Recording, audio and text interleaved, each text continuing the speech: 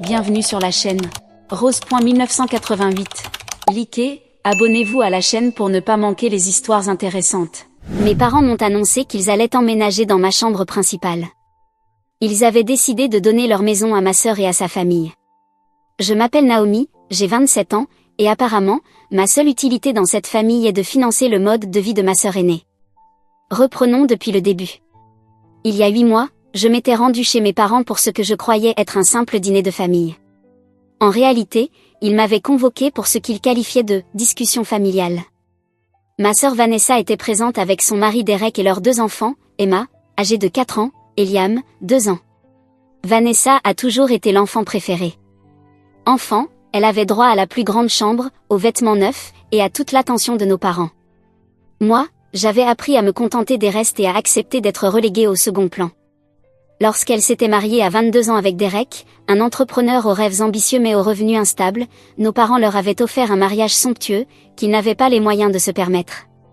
Quant à moi, lorsque j'avais obtenu mon diplôme universitaire avec mention, j'avais eu droit à une simple carte et un dîner à l'Olive Garden.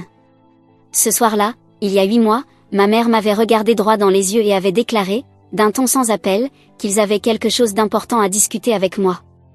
Mon père avait enchaîné en m'informant que Vanessa et Derek avaient des difficultés à payer leur loyer, qu'ils allaient les aider, et qu'ils comptaient également sur ma contribution. Sur le moment, j'avais cru qu'ils me demandaient de leur prêter quelques centaines de dollars, ce qui me semblait acceptable. Après tout, la famille est censée se soutenir mutuellement, non? Mais ma mère m'avait expliqué calmement que nous allions leur verser 1000 dollars par mois, et que je devais participer à hauteur de la même somme. J'avais failli m'étouffer en entendant cela. 1000 dollars, tous les mois? C'était insensé. Je tentais d'économiser pour acheter mon propre logement tout en payant déjà un loyer.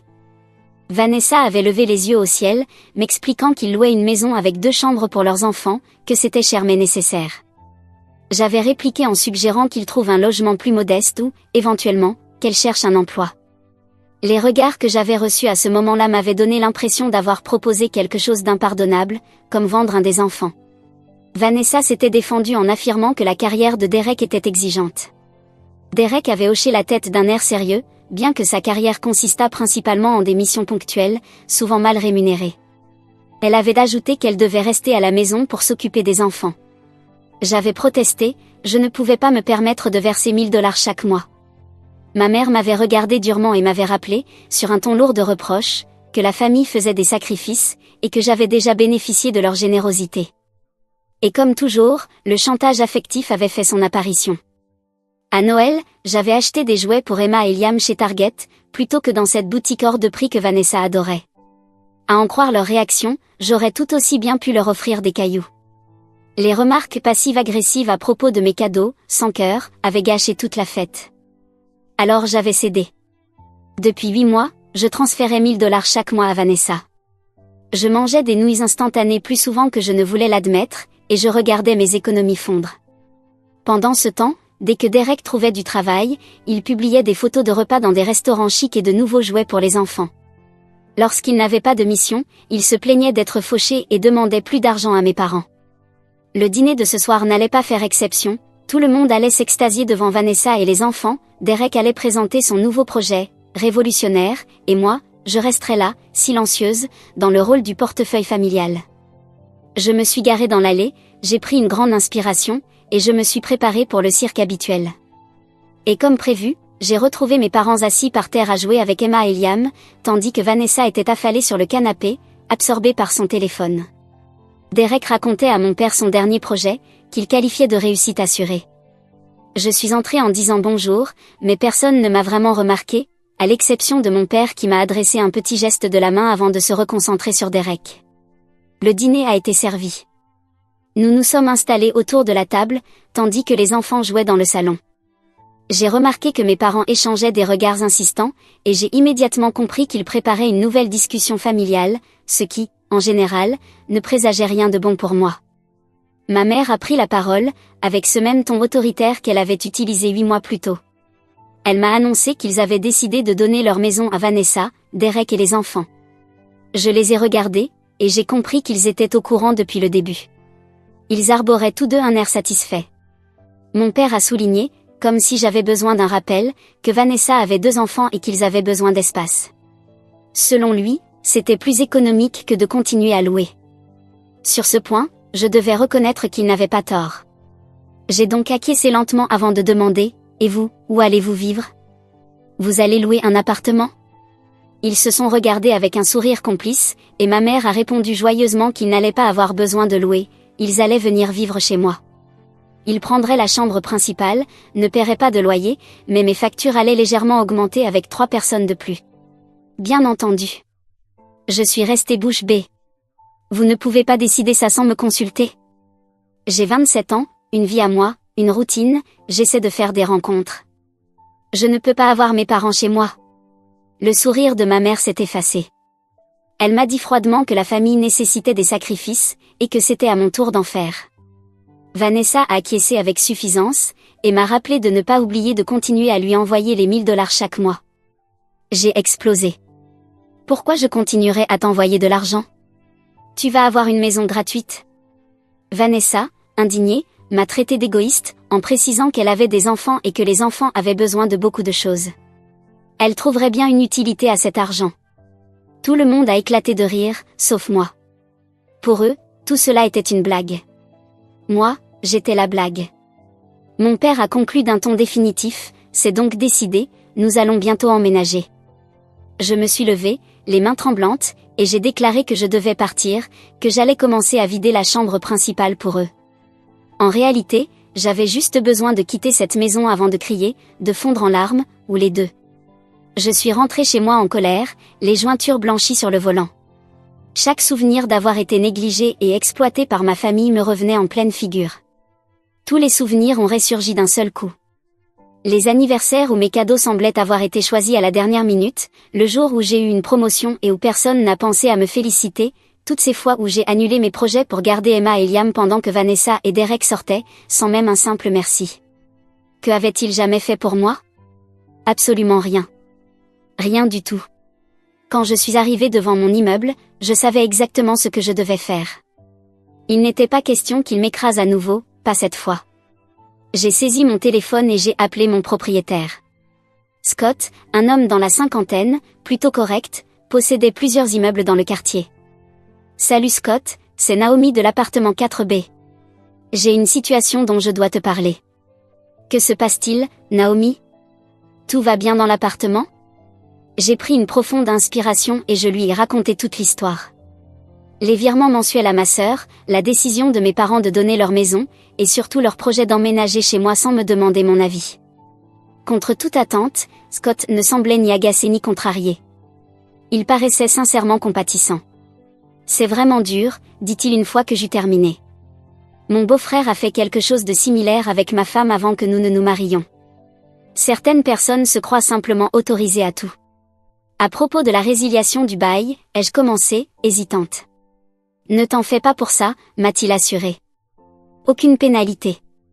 Les drames familiaux sont les pires. Il marqua une pause avant d'ajouter. En fait, j'ai peut-être une solution pour toi. J'ai un autre appartement libre dans mon immeuble sur Maple Street. Il fait à peu près la même taille que le tien, peut-être un peu plus petit. Le loyer serait similaire. Si tu le veux, il est à toi. Je n'en revenais pas. C'était exactement ce qu'il me fallait. Ce serait parfait, merci infiniment. Aucun problème. Quand veux-tu emménager? Dès que possible. Demain, si je trouve un service de déménagement. Scott éclata de rire. Tu ne perds pas de temps, j'aime ça. Passe à mon bureau demain matin, je préparerai les papiers. Après avoir raccroché, j'ai immédiatement commencé à faire mes cartons. J'ai travaillé toute la nuit, porté par un mélange de colère et de détermination. Le matin venu, la majorité de mes affaires étaient emballées. J'ai contacté une entreprise de déménagement qui proposait un service le jour même et j'ai réservé un créneau pour l'après-midi. Chez Scott, j'ai signé le nouveau bail et rendu les clés de mon ancien appartement. Il me tendit un trousseau. Voici les clés de ton nouveau chez toi, dit-il en me les glissant sur le bureau. Que veux-tu que je dise à tes parents quand ils viendront? Je souris. Dis-leur simplement que je n'habite plus là. Et ne leur donne pas ma nouvelle adresse. Les déménageurs arrivèrent à midi. Le soir, je m'installais dans mon nouvel appartement. Ce n'était pas encore parfaitement aménagé, mais c'était chez moi.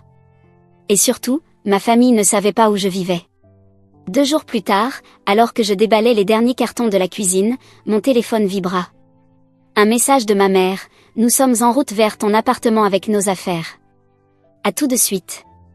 Je n'ai pas répondu. Je me suis contentée d'attendre, imaginant la scène qui allait suivre. Environ 2 heures plus tard, mon téléphone explosa d'appels manqués. Je laissai sonner les premiers, savourant l'instant. Quand je décrochai enfin, ma mère était déjà en train de crier. C'est absolument inacceptable. Où es-tu? Il y a un homme ici qui nous dit que tu n'habites plus là. C'est mon propriétaire, dis-je calmement. Et il a raison. J'ai déménagé il y a quelques jours. Le silence à l'autre bout de la ligne fut assourdissant, mais de courte durée. Tu as quoi? Hurla-t-elle si fort que je dus éloigner le téléphone de mon oreille. Comment peux-tu nous faire ça? Nous sommes là, avec toutes nos affaires. Où sommes-nous censés aller? Chez vous, j'imagine. La maison que vous possédez encore. C'est inadmissible. Intervint mon père. Il avait dû mettre le haut-parleur. Donne-nous ton adresse immédiatement. Nous devons y déposer nos affaires. Non, répondis-je, étonné moi-même par la fermeté de ma voix. Je ne vous donnerai pas mon adresse. Vous n'allez pas emménager chez moi. Naomi, tu es cruelle et ingrate, s'exclama ma mère. Tu nous mets dans une situation intenable.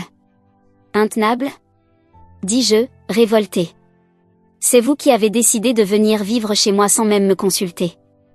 Vous comptiez prendre ma chambre, vous n'avez jamais pensé à ce que je voulais ou ressentais. Jamais. Ce n'est pas vrai, tenta faiblement mon père. Si, c'est la vérité. Tout a toujours tourné autour de Vanessa, de ses besoins, de ses caprices. J'en ai assez d'être le distributeur automatique de la famille, la fille docile sur qui on compte sans jamais rien lui rendre. Nous sommes tes parents, dit ma mère, la voix tremblante. Tu ne peux pas simplement nous rayer de ta vie. Je ne voudrais pas. Je pose des limites. Rentrez chez vous. Trouvez une solution pour vous loger. Et peut-être, lorsque vous apprendrez à me respecter en tant qu'adulte, nous pourrons reparler. Je raccrochai avant qu'il puisse répondre. Moins d'1 minute plus tard, c'est Vanessa qui appelait. Je décrochai, me préparant au pire. Mais qu'est-ce qui ne va pas chez toi? Hurla-t-elle sans préambule. Maman et papa reviennent chez moi maintenant. C'est tellement injuste. Tu dois les prendre. Silence, dis-je sèchement. Le ton de commandement était si inattendu que Vanessa se tut. J'en ai fini avec tes problèmes, repris-je. Et j'en ai fini avec les virements mensuels. À partir de maintenant, les $1000 que je t'envoyais chaque mois, c'est terminé. Tu n'as pas le droit. Cria-t-elle en retrouvant sa voix. On a besoin de cet argent.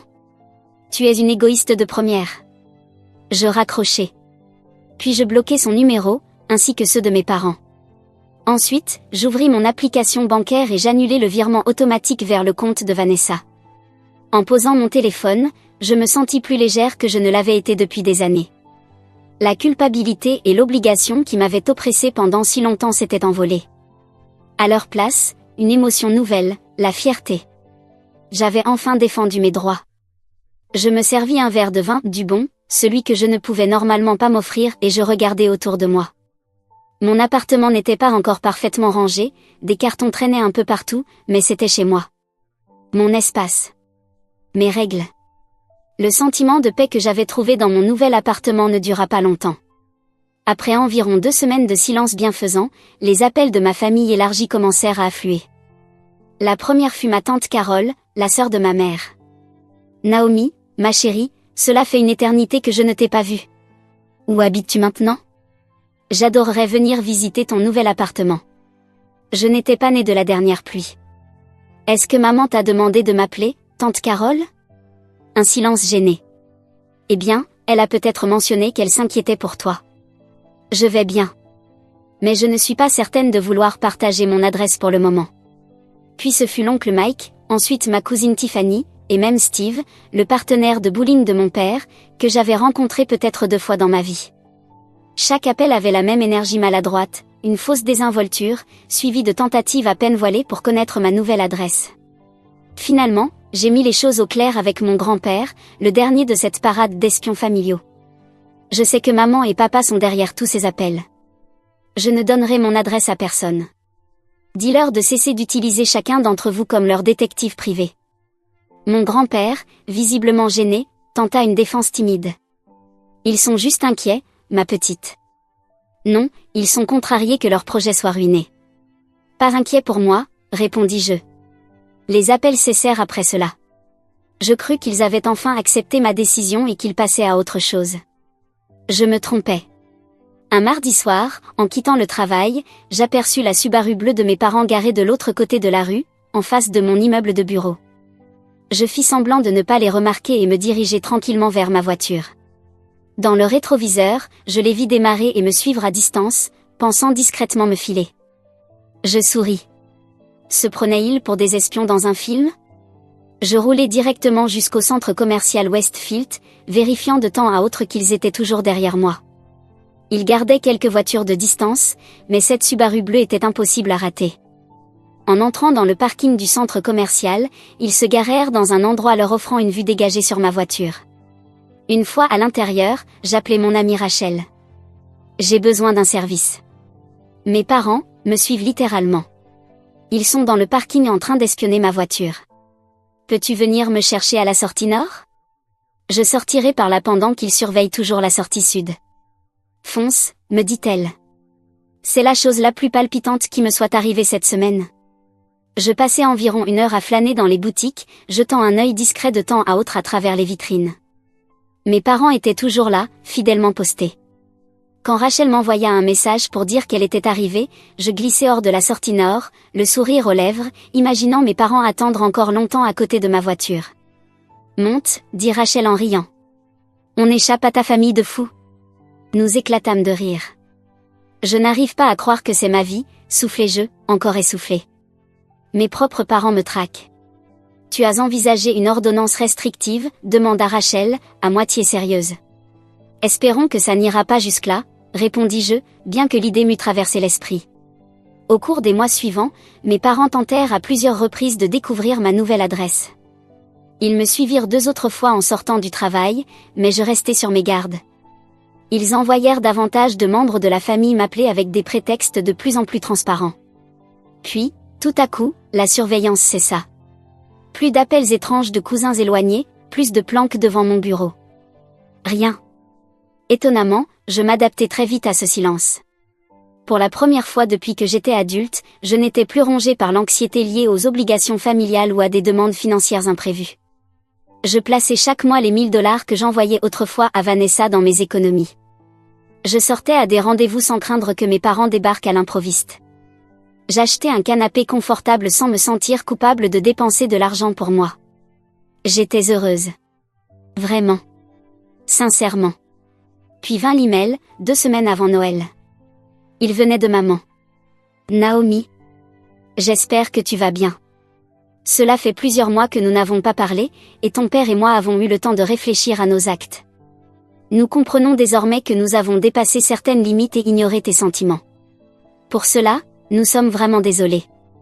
Vanessa m'a demandé de te dire qu'elle a trouvé un emploi à l'école élémentaire comme assistante administrative. Elle et Derek louent désormais leur propre appartement et gèrent leurs finances de manière autonome. Ils vont bien. Ton père et moi vivons toujours dans notre maison. Après ton départ, nous avons réalisé combien nos attentes étaient déraisonnables. Nous n'aurions jamais dû essayer de nous imposer dans ta vie de cette façon. Nous aimerions vraiment te voir pour Noël. Rien de compliqué, juste un dîner familial à la maison. Sans exigence, sans attente. Tu nous manques, Naomi. Nous aimerions avoir une chance de réparer les choses. Réfléchis Y. Tu n'as pas besoin de répondre tout de suite. Avec amour. Maman. Je lus l'email 3 fois. Je n'arrivais pas à croire ce que je voyais. Une excuse, venant de ma mère. Et Vanessa avait un travail. Était-ce une véritable tentative de réconciliation ou une nouvelle tactique de manipulation ? Après une vie passée à être l'enfant moins aimé, à voir mes limites ignorées et ma générosité exploitée, pouvais-je faire confiance à ce revirement soudain ? Je refermai mon ordinateur sans répondre. J'avais besoin de temps pour réfléchir. Cette nuit-là, je rêvais de Noël d'enfance. Vanessa qui déchirait des montagnes de cadeaux, tandis que je déballais précautionneusement ma petite pile. Maman qui souriait largement quand Vanessa l'embrassait, mais semblait à peine remarquer mon geste. Les comparaisons constantes. Le sentiment persistant de ne jamais être aussi digne d'amour ou d'attention. Mais je me souvenais aussi des moments sincères. Papa m'apprenant à faire du vélo. Maman me soignant quand j'avais une vilaine grippe à 10 ans. Les rares instants où Vanessa et moi nous entendions bien, partageant des secrets et riant jusqu'à tard dans la nuit. Ces souvenirs suffiraient-ils à reconstruire quelque chose de sain? Pourrions-nous un jour avoir une vraie dynamique familiale? Ou serais-je toujours celle qu'on oublie, le plan B, la tirelire ambulante? Je n'avais pas de réponse. Tout ce que je savais, c'est que j'avais trouvé ma force, ma voie, mes limites. Et quoi qu'il arrive ensuite, je ne les perdrai plus jamais. Je regardais l'email de ma mère pendant des jours, le curseur flottant au-dessus du bouton « Répondre » avant de refermer mon ordinateur, encore indécise. Noël approchait. Il ne restait qu'une semaine et je n'avais toujours pas pris de décision. J'écrivis, puis effacai, une douzaine de réponses possibles. Trop froide. Trop indulgente. Trop hésitante. Finalement, j'écrivis simplement. Maman. Je viendrai pour le dîner de Noël. À quelle heure dois-je être là? Court. Sans engagement. Mais sans être impoli, j'ai appuyé sur envoyer avant de pouvoir changer d'avis. La réponse de ma mère est arrivée moins d'une heure plus tard. Naomi. Nous sommes si heureux que tu viennes. Le dîner sera à 17h. Ton père prépare son fameux rôti de côte de bœuf.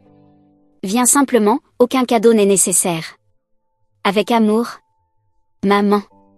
Le passage « aucun cadeau n'est nécessaire » attira mon attention. D'habitude, ma famille accordait beaucoup d'importance aux présents coûteux, surtout pour les enfants de Vanessa. Cette fois, c'était différent. La semaine précédant Noël passa dans un tourbillon de travail de dernière minute, de délais serrés et de préparatifs festifs. Malgré l'assurance de ma mère que les cadeaux n'étaient pas nécessaires, j'achetais de petites attentions pour chacun. Rien de somptueux, simplement des gestes sincères. Je n'allais pas changer qui j'étais sous prétexte que avait peut-être changé. Le jour de Noël arriva, froid et clair. Je m'habillai soigneusement avec un pull que j'aimais, pas celui que Vanessa m'avait un jour conseillé de porter, pour au moins cacher ton ventre. Je pris la route vers la maison de mes parents, l'estomac noué, répétant mentalement mes réponses à d'éventuelles provocations. S'ils me demandent de l'argent. Je ne suis pas en position d'aider financièrement en ce moment. S'ils insistent pour connaître mon adresse. Je suis bien dans ma situation actuelle et je préfère garder cela privé. S'ils critiquent mes choix de vie. Je comprends vos préoccupations, mais je suis à l'aise avec mes décisions. Je me garai dans l'allée, pris une grande inspiration, et m'avançai vers la porte. Avant même que je ne puisse frapper, elle s'ouvrit. Ma mère était là, et elle me sembla plus petite que dans mes souvenirs. Elle s'avança et me serra dans ses bras. Ce n'était pas l'accolade distante à laquelle j'étais habituée, mais une vraie étreinte, forte et prolongée. Je restai raide un instant avant de la lui rendre, prudemment. À l'intérieur, l'odeur du rôti de côte de bœuf et du sapin emplissait la maison. Mon père apparut depuis la cuisine, s'essuyant les mains sur un torchon. La voilà, dit-il avec un sourire hésitant. Lui aussi me prit dans ses bras, tapotant maladroitement mon dos. Joyeux Noël, ma grande. Où sont Vanessa et les autres? Demandai-je, étonné par le silence dans la maison. Ils arrivent à 17h, expliqua maman. Nous t'avons demandé de venir plus tôt, nous voulions passer un peu de temps juste avec toi. C'était définitivement quelque chose de nouveau. Je les suivis jusqu'au salon, où un feu crépitait dans la cheminée. 3 mugs de chocolat chaud nous attendaient sur la table basse. Naomi, dit papa une fois que nous fûmes assis, nous te devons des excuses. De vraies excuses, pas seulement un email. Je hochai la tête, attendant. Nous avons été injustes avec toi, poursuivit maman, et cela depuis longtemps, pas seulement à propos de la maison. Elle baissa les yeux vers ses mains. Nous avons favorisé Vanessa. Nous t'avons considérée comme acquise. Nous t'avons traité comme si ta seule valeur pour cette famille était financière. Pourquoi? Demandai-je simplement. C'était la question que j'avais voulu poser toute ma vie. Mes parents échangèrent un regard. Vanessa a toujours été plus exigeante, expliqua papa. Elle avait besoin de plus d'attention, de plus d'aide. Toi, tu étais si indépendante, si capable. Nous nous sommes reposés sur toi parce que tu donnais l'impression de pouvoir tout encaisser. Nous avons confondu ta force avec une incapacité à être blessé, ajouta maman. C'était une erreur. Je pris une gorgée de chocolat chaud, digérant leurs paroles. Et Vanessa? Elle a eu une prise de conscience, elle aussi? Ils échangèrent un autre regard. Elle y travaille, dit papa. Avoir un emploi lui a fait du bien. Derek aussi. Il a accepté un poste stable dans un cabinet comptable. Nous avons parlé pendant plus d'1 heure. Vraiment parlé, comme jamais auparavant. Ils m'ont posé des questions sur mon travail, mes amis, mon nouvel appartement sans insister pour en connaître l'adresse. Peu à peu, je me suis sentie plus détendue, timidement optimiste. À 17 heures, la sonnette retentit. Vanessa, Derek et les enfants étaient arrivés. Je me préparais mentalement à ce que l'ancienne dynamique familiale refasse surface. Vanessa entra la première, les enfants sur ses talons. Son regard croisa immédiatement le mien. « Naomi », dit-elle d'une voix inhabituellement douce. « Joyeux Noël !»« Joyeux Noël », répondis-je d'un ton neutre. Un silence gênant s'installa. Puis, à ma grande surprise, Vanessa s'avança et me prit dans ses bras. « Je suis désolée », murmura-t-elle. J'ai été une sœur horrible. Je restai figée, totalement prise de court. Vanessa ne m'avait jamais présenté la moindre excuse de toute sa vie. Merci de me le dire, parvins-je à répondre. Le dîner fut surréaliste. Vanessa parla de son travail avec un enthousiasme sincère. Derek évoqua son nouveau poste, sans faire la moindre allusion à un projet de richesse facile. Les enfants étaient sages, et lorsqu'Emma renversa son jus, Sacha nettoya elle-même, au lieu de s'attendre à ce que maman ou moi le fassions. Personne ne me demanda d'argent. Personne ne fit de remarques passives-agressives sur mes choix de vie. Personne n'essaya de me faire culpabiliser pour avoir posé mes limites. Après le dîner, alors que nous échangions les petits cadeaux que chacun avait apportés, je me surpris à rire sincèrement aux blagues un peu nulles de papa. J'acceptais les compliments de maman sans chercher une pique cachée. Je pris même plaisir à écouter les bavardages excités de mes nièces et neveux. Alors que je me préparais à partir, maman m'accompagna jusqu'à la porte. « Tu viendras pour le nouvel an ?» demanda-t-elle d'un ton hésitant. J'hésitai. Une seule soirée agréable ne pouvait effacer des années à être traitée comme un simple second choix. La confiance prendrait du temps à se reconstruire. Je vais y réfléchir, répondis-je honnêtement. Elle hocha la tête, acceptant ma réponse sans discuter. Un autre bon signe. Dans ma voiture, je restai un moment avant de démarrer. La soirée s'était bien déroulée. Trop bien, pensa une partie cynique de moi. Était-ce une mise en scène ? Reviendraient-ils à leurs vieilles habitudes une fois qu'ils penseraient m'avoir récupéré ? Seul le temps le dirait. Mais pour l'instant, j'étais fière de moi. D'être venue. De les avoir affrontés selon mes propres conditions. Est-ce que notre relation pouvait vraiment être réparée ? Cela restait à voir. Mais une chose était certaine. Je ne serais plus jamais le paillasson de la famille. J'avais trouvé ma voie. Et je ne comptais plus jamais la perdre.